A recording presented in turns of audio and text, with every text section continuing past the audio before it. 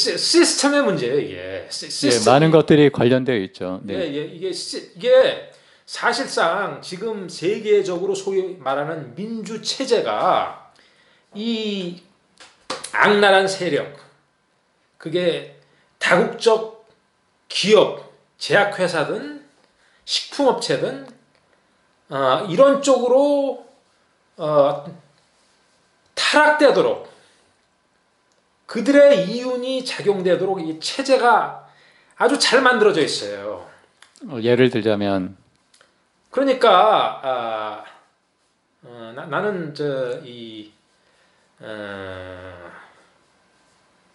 그 민주주의라는 말이 이게 사실상 민주주의가 아니에요. 진짜 민주주의는, 그리스의 민주주의는 이게 아니거든요. 이게 로마 공화국 제도예요. 지금 세계적으로 소위 민주주의라는 게 실제로 그리스의 직접 민주주의, 이게 다 대표를 뽑을 때 제비뽑기를 해요.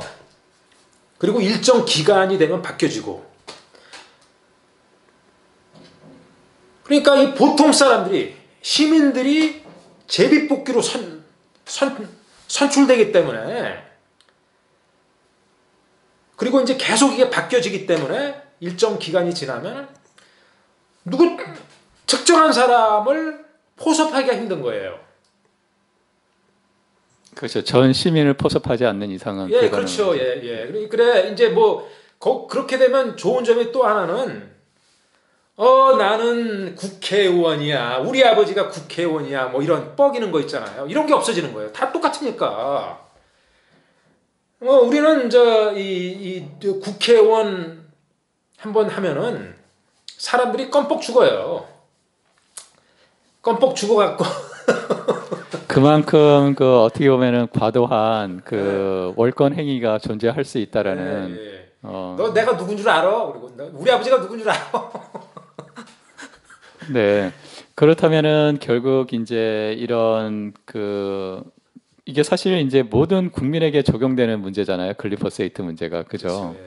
예. 그리고 많은 지금 사실 저도 2000년 이후로 우리나라에 각종 질병이 많이 증가를 한 것 같아요. 그래서 옛날에는 뭐 건강하게 이렇게 돌아가시고 그러던 분이 요즘에는 노화는 곧 질병, 또 사망하면 곧 병원에서 뭐 이렇게 이게 이제 공식이 만들어져 가지고 상당히 이상하다는 생각이 가끔 들긴 하더라고요. 그게 바로 이제 글리포세이트나 이런 잘못된 이제 음식 이런 게 많이 관련될 수 있다. 이제 이렇게 보시는 거죠. 예, 그러니까 이게 한국인의 수명이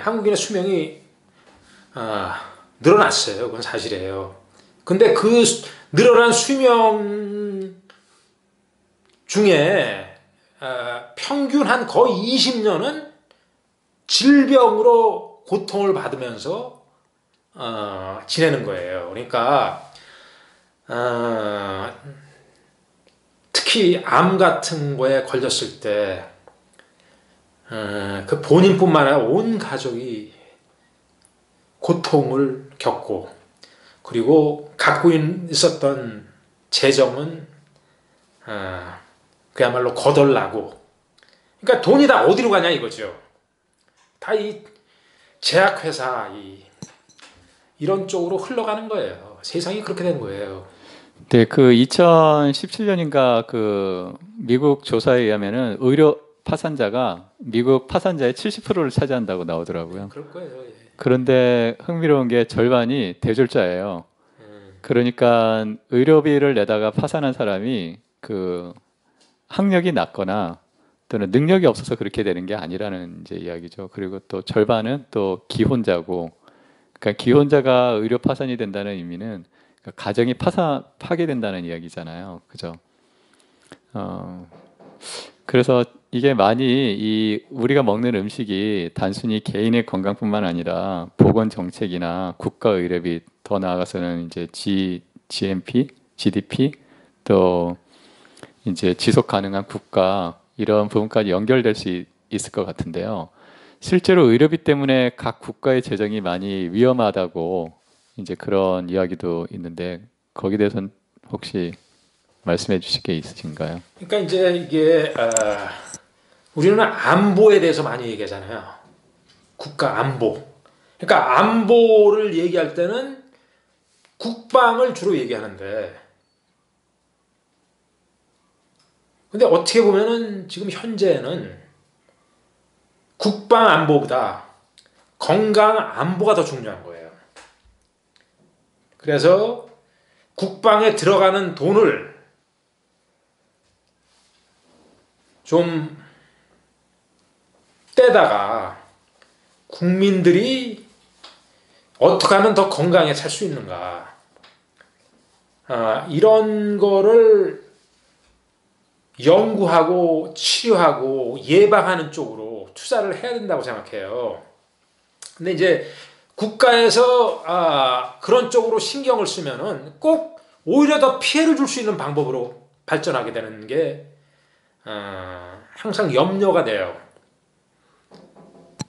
그게 왜 피해가 될 수 있다고 생각하십니까? 그러니까 이제 하나의 예를 들자면은 정신 건강을 강조한다고 재정을 거기다, 특히 이제 지금 코로나 방역 정책 때문에 지금 우울증 환자들이, 특히 이제 젊은 여자들은 지금 40%가 증가했다고 그래요. 2년 사이에요? 예.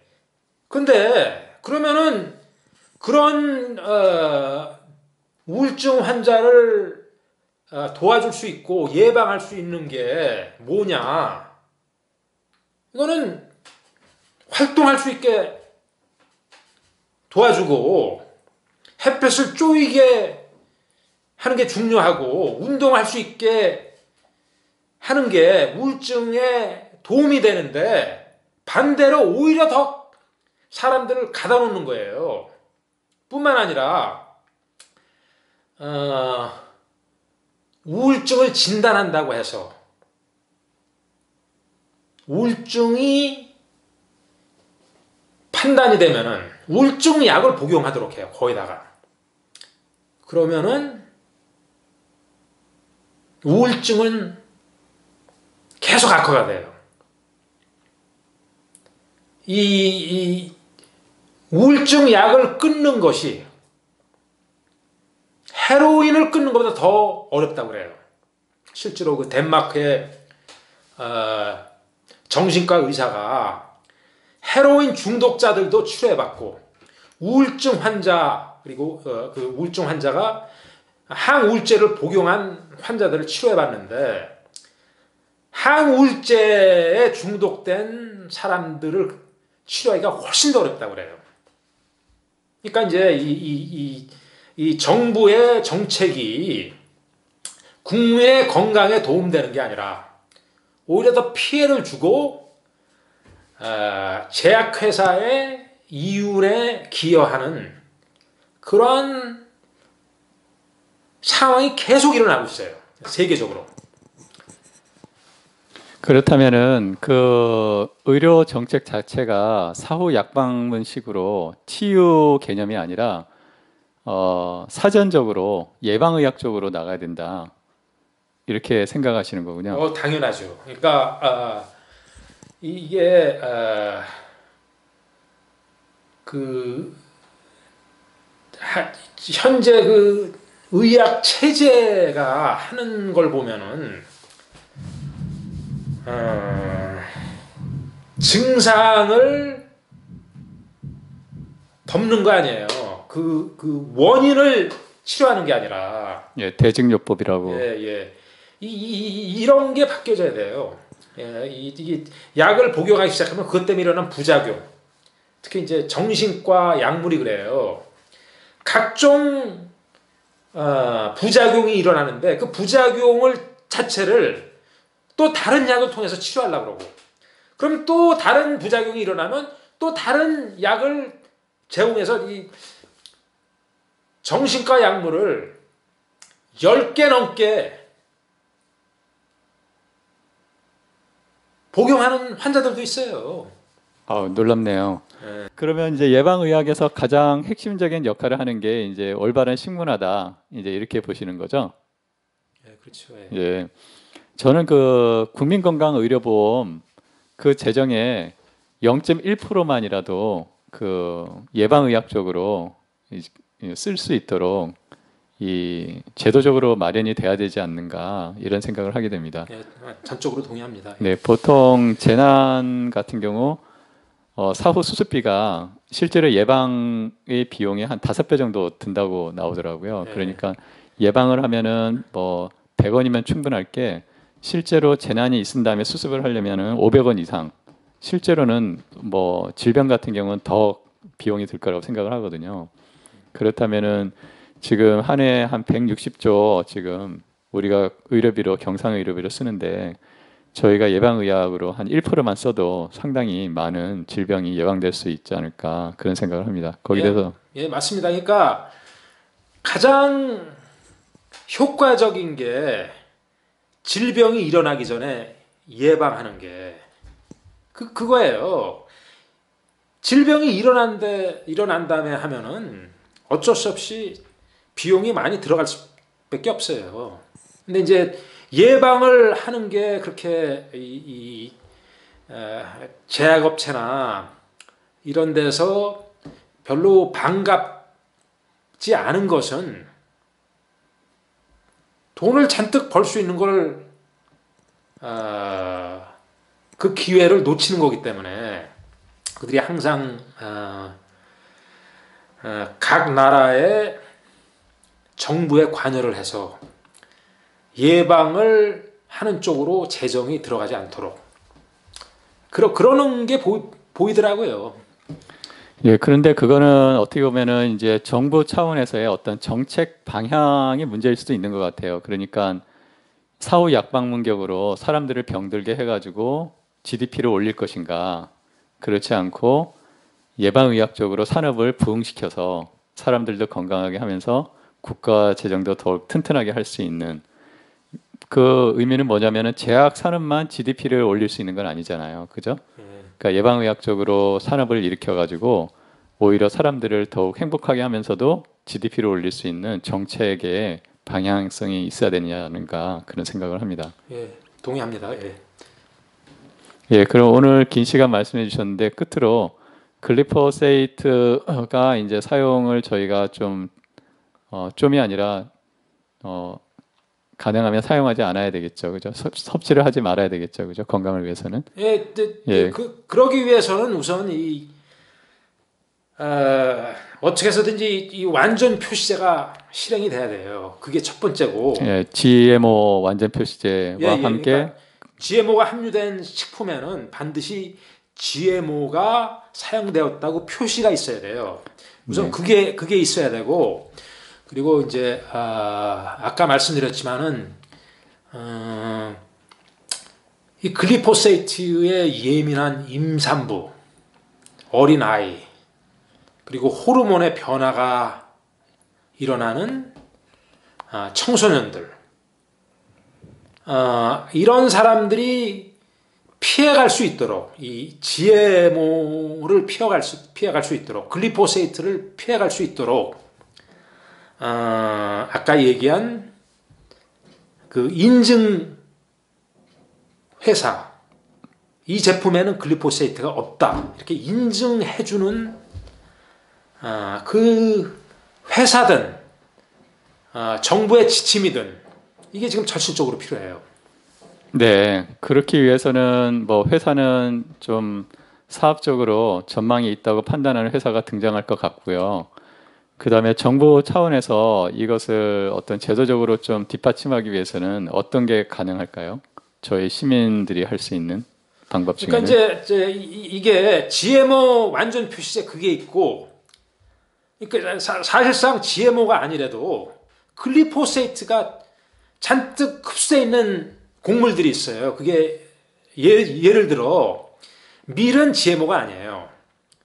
하지만 글리포세이트가 잔뜩 흡수돼 있거든요. 왜냐? 밀 수확 전에 약 10일 전에 글리포세이트를 잔뜩 뿌려요. 그러면 그 밀이 죽어요. 그럼 마르기 시작해요. 그러면 이 수확하기가 편해요. 그래서 GMO만 갖고 따질 수 없고, 특히 이제 밀가루를 사용하는 제품은 글리포세이트 함유량을 조사를 해야 돼요. 그래서 글리포세이트를 특히 예민한 나이층은 피해갈 수 있도록 어떤 방법을 제공해 줘야 돼요, 지금. 네. 그 뭐 체질론 이렇게 이제 한의원 같은 데 가면 체질에 따라서 이제 시기를 이렇게 처방하는 곳도 많이 있는데 그 밀가루를 먹지 마라. 체질이 안 맞으니까 이렇게 처방하시는 분들이 있더라고요. 근데 그 밀가루만 안 먹어도 많은 질병이 개선되는 사례들이 있더라고요. 그게 어쩌면은 체질의 문제도 있을 수 있지만 사실은 이제 글리포세이트 섭취가 줄어들면서 자연스럽게 개선되는 효과가 나타날 수도 있지 않은가 그런 생각도 해보네요. 예, 그래서 지금 어떻게 보면은 그 우리밀이 좀 비싸지만은 우리밀을 사용하는 것이 한국의 농업을 위해서도 좋고 우리의 건강을 위해서도 좋고 일거양득이 될 수 있는, 그러니까 이게 어떻게 보면 기회가 될 수 있는 거예요. 근데 이 문제를 알아야 되는데 대중이 이해를 해야 되는데 모르기 때문에 그냥 밀가루 음식, 국수서부터 빵서부터 엄청나게 먹잖아요. 참 안타깝습니다. 그 소비자 입장에서는 또 어떻게 보면 우리밀이나 또 우리밀 통밀 또 유기농 통밀 같은 거를 구매를 하려고 그래도 사실 이렇게 구매처가 생각만큼 많지가 않은 경우가 있더라고요. 그래서 이런 유통망 이런 것도 상당히 중요하다고 생각이 드네요. 그러니까 이게 다 얼마나 소비가 많으냐 이거에 달려 있는 것 같아요. 사람들이 구매를 안 하니까 비싸다고. 그러니까 이게 제대로 농업도 힘들어지는 거고, 그리고 그 판매망도 제대로 이게 갖춰지지 않는 게 소비가 부족하니까 그 원인이라고 생각해요. 네. 그 지금 쌀 농사를 짓지 않으면 정부 보조금이 나오거든요. 예. 그런데 이런 유기농을 재배하는 분들에게 유기농 그 보조금 같은 게 지원된다면 훨씬 또 이렇게 촉진될 수도 있지 않을까 그런 생각도 드네요. 예, 맞습니다. 예. 네. 긴 시간 동안 이렇게 발표해 주셔서 감사드립니다. 예, 뭐 초청해 주셔서 제가 너무 감사합니다. 예, 그러면 다음 주에 또 뵙겠습니다. 예. 감사합니다. 감사합니다. 예.